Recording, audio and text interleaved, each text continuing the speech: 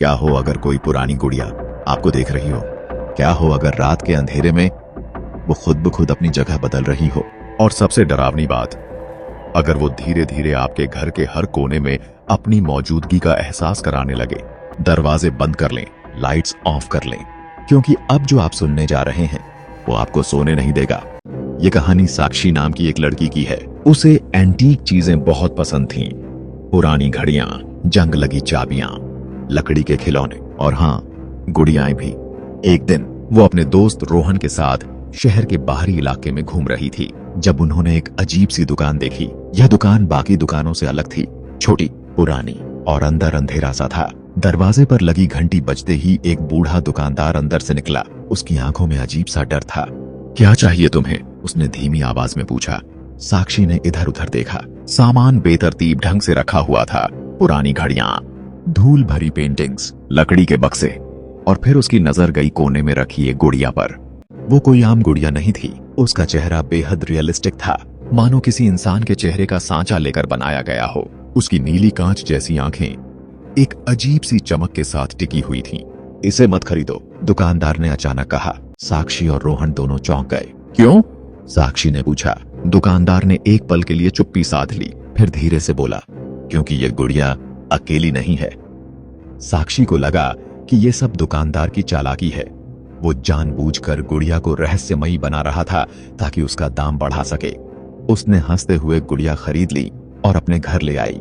घर आकर उसने गुड़िया को अपने बेडरूम की अलमारी में रख दिया। पहली रात सब कुछ ठीक रहा, लेकिन दूसरी रात से अजीब चीजें होने लगीं। अलमारी का दरवाजा सुबह खुला मिलता, कमरे में ठंडक महसूस होती, जबकि खिड़कियां बंद थीं। रात के अंधेरे में हल्की हल्की हंसी सुनाई देती। पहले तो साक्षी ने इसे नजरअंदाज किया, लेकिन फिर एक रात कुछ ऐसा हुआ जिससे उसकी रूह तक कांप गई। रात के करीब 2:30 बजे साक्षी की आंख अचानक खुल गई। उसे लगा किसी ने उसके कमरे में कदम रखे हैं। उसने धीरे से करवट ली और अलमारी की तरफ देखा। गुड़िया वहां रखी थी, लेकिन ऐसा लगा मानो उसकी आंखें चमक रही थीं। डरते डरते साक्षी ने पास रखे शीशे की तरफ देखा, और जो उसने वहां देखा उसने उसकी रूह कंपा दी। गुड़िया वहीं थी, लेकिन अब उसकी परछाई किसी बच्चे जैसी नहीं थी। वो एक लंबी काली परछाई थी जो धीरे धीरे साक्षी की तरफ बढ़ रही थी। साक्षी चीख पड़ी और जल्दी से लाइट ऑन कर दी, लेकिन लाइट जलते ही सब कुछ सामान्य लगने लगा। क्या यह उसका वहम था या फिर सच में कुछ था?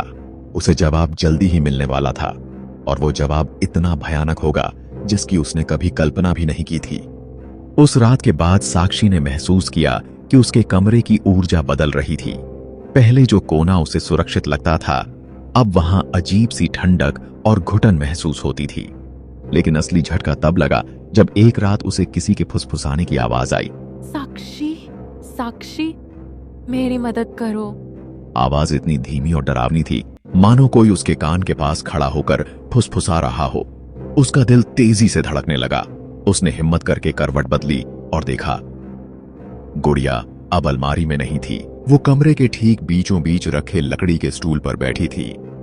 उसकी कांच जैसी नीली आंखें सीधी साक्षी की तरफ देख रही थीं। लेकिन इससे भी ज्यादा डरावनी चीज दरवाजे के पास थी। दरवाजा अध खुला था और बाहर अंधेरे में कोई खड़ा था। साक्षी का पूरा शरीर सुन्न पड़ गया। वो कुछ बोलना चाह रही थी, लेकिन उसकी आवाज गले में ही अटक गई। कमरे के बाहर जो चीज खड़ी थी वो एक परछाई थी, लेकिन कोई आम परछाई नहीं। उसके हाथों की उंगलियां बेहद लंबी और टेढ़ी थीं। उसका सिर धीरे धीरे दाएं बाएं हिल रहा था, और सबसे खौफनाक बात, उसके पैर जमीन से ऊपर थे। मतलब वो चीज हवा में तैर रही थी। साक्षी ने घबराकर बिस्तर के पास रखा मोबाइल उठाया और टॉर्च ऑन कर दी, लेकिन जैसे ही रोशनी उस पर पड़ी, कुछ भी नहीं था। दरवाजा अब भी अध खुला था, लेकिन वहां कोई नहीं था। गहरी सांस लेते हुए उसने हिम्मत जुटाई और तेजी से भागकर दरवाजा बंद कर दिया। उसने राहत की सांस ली और बिस्तर पर वापस बैठ गई। लेकिन तभी उसे एहसास हुआ कि कमरे में अब भी कोई था। साक्षी की नजर वापस स्टूल की तरफ गई। गुड़िया अब भी वहीं बैठी थी, लेकिन अब उसके चेहरे पर हल्की सी मुस्कान थी, और अगले ही पल गुड़िया के मुंह से हल्की हल्की हंसी की आवाज आई। यह सुनते ही साक्षी का खून जम गया। उसने झटके से गुड़िया उठाई और उसे कमरे की खिड़की से बाहर फेंक दिया। गुड़िया नीचे गिर गई, लेकिन गिरते ही वो अपने आप सीधी बैठ गई। साक्षी के रोंगटे खड़े हो गए। अब यह सिर्फ एक संयोग नहीं था, इस गुड़िया में कुछ था। अगले दिन साक्षी ने तय किया कि उसे इस गुड़िया के बारे में पता लगाना होगा। उसने दुकान के उस बूढ़े दुकानदार को ढूंढने की कोशिश की, लेकिन जब वो वहां पहुंची, वो दुकान गायब थी। अब वहां सिर्फ एक खाली मैदान था, जैसे वहां कभी कोई दुकान थी ही नहीं। साक्षी की हालत बिगड़ने लगी। उसने इंटरनेट पर खोजबीन की और जो जानकारी मिली वो उसके पैरों तले जमीन खिसका देने के लिए काफी थी। ये गुड़िया 1905 में बनी थी। इसे एक अमीर परिवार की बेटी के लिए खरीदा गया था, लेकिन उस बच्ची ने कुछ ही हफ्तों में अजीब अजीब हरकतें शुरू कर दी। वो रात में किसी से बात करती थी, वो अपने ही घर वालों को पहचानने से इनकार कर देती थी, और सबसे खौफनाक, एक दिन वो अपने ही कमरे में मृत पाई गई। और तब से इस गुड़िया को जिसने भी अपने पास रखा, उसके साथ अजीब घटनाएं हुई। साक्षी को समझ में आ चुका था कि ये कोई साधारण गुड़िया नहीं, बल्कि किसी आत्मा का बंधन थी। लेकिन अब सवाल ये था, वो इससे कैसे छुटकारा पाए। उस रात साक्षी ने गुड़िया को घर के बाहर फेंक दिया और सोने चली गई। लेकिन रात के 3 बजे उसे एक तेज खटखटाने की आवाज आई।